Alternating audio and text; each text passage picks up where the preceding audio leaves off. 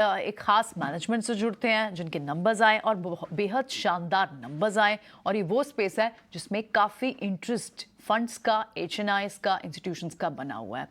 Power space से जुड़ा हुआ जेएसडब्ल्यू एनर्जी, और हमारे साथ आज कंपनी के मैनेजमेंट भी बने हुए हैं। हमारे साथ joint MD and CEO mister Prashant Jain है।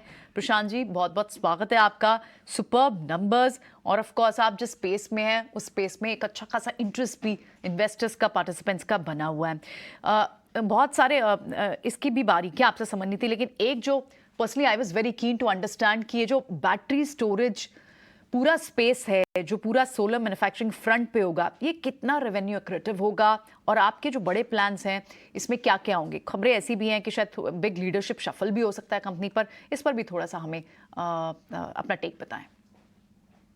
तो धन्यवाद। देखिए, आपने जो ये बात की जो स्टोरेज सॉल्यूशन के ऊपर में, हमारे कंट्री के अंदर में जैसे जैसे हम डीकार्बोनाइजेशन की वजह से हम रेन्यूएबल कैपेसिटीज को ऐड करते जा रहे हैं, तो कंट्री के अंदर में स्टोरेज की रिक्वायरमेंट बढ़ती जा रही है। बिकॉज जो ये रेन्यूएबल पावर है, सोलर और विंड, ये हर समय उपलब्ध नहीं होती है।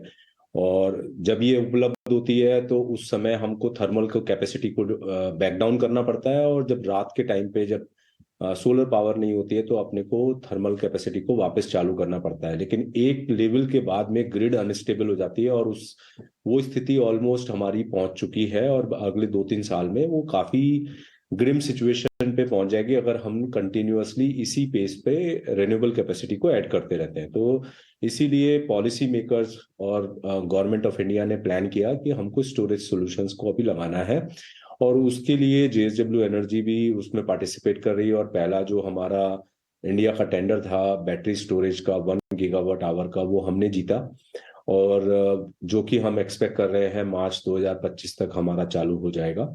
और ये सब प्रोजेक्ट्स जो है, इसके अंदर में हम लोग मिड टीन इक्विटी आईआरआर को टारगेट करते हैं, और हमको लगता है कि हम उस प्रॉफिटेबिलिटी को कंटिन्यूअसली अचीव करेंगे। मिस्टर जैन, मेरे को ना बैलेंस शीट से जुड़े हुए 2 क्वेश्चन पता करने हैं आपसे। फर्स्ट, आपकी कंपनी में इस समय डेट की कंडीशन कितनी है, एक तो मेरे को जरा ये बता दीजिएगा। और दूसरी बार सर, इस बार आपके ना मार्जिन्स काफ़ी अच्छे से इम्प्रूव हुए हैं, ये आगे और बढ़ेंगे या इसी को मेंटेन आप करेंगे? देखिए, हमारा जो डेट है वो इस समय 24,300 करोड़ का नेट डेट है, और नॉर्मलाइज इबिटा के बेसिस में without capital work in progress ये करीब डेट टू इबिटा की रेशियो हमारी 3.3 है, और 4.6 अगर हम कैपिटल वर्क इन प्रोग्रेस को इसमें शामिल करते हैं। हमारी कंपनी एक फ्री कैश फ्लो कंपनी है, और हम जितना भी कैश हर साल जनरेट करते हैं वो हम ग्रोथ में हम उसको डिप्लॉय करते जा रहे हैं। तो गोइंग फॉरवर्ड हमारा जो टारगेट्स हैं वो ये रहेंगे कि हम 4.5 से 5 टाइम डेट इबिटा की सीलिंग को मेंटेन करते हुए कंपनी को ग्रो करेंगे।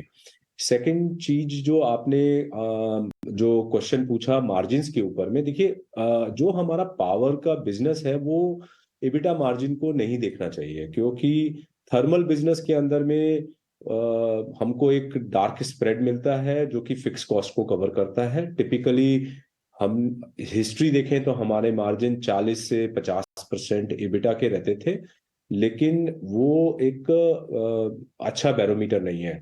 दूसरा, जब हम रेन्यूएबल करते हैं तो ये इबिटा मार्जिन 80 से 85% हो जाता है। तो हमारे लिए जो बेटर बैरोमीटर टू मेजर है वो debt EBITDA and free cash flow, these are the better measures for power sector.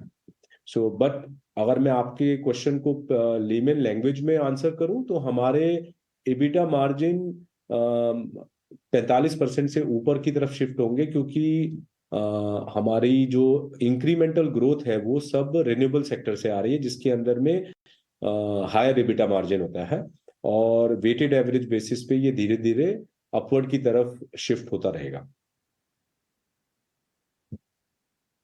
ठीक है प्रशांत जी, 2 छोटी छोटी चीज़ें। एक तो ये बताइए कि आपने आपकी स्ट्रेटजी 2.0 जो थी उसको आपने एक्सीड किया उम्मीदों के हिसाब से अगर हम देखें तो 3.0 स्ट्रेटजी क्या होगी। और दूसरी चीज़ ना कि ऐसी बहुत सारी अटकलें अफवाहें चल रही हैं कि मैनेजमेंट को लेकर, लीडरशिप को लेकर बहुत बड़े बदलाव होने वाले हैं। जरा उनका हम ये चाहते हैं कि आप उनका खंडन भी कर दीजिए ऑन एयर ही।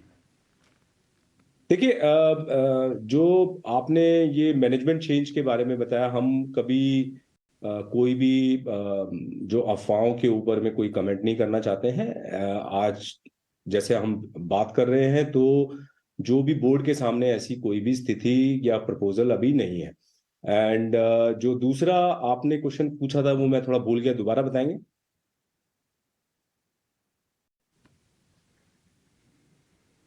ठीक है प्रशांत जी, बहुत शुक्रिया आपका समय देने के लिए और तमाम मुद्दों पर बहुत ही क्लैरिटी के साथ अपने पॉइंट्स रखने के लिए। बहुत मज़ा आपसे बातचीत करने के करके।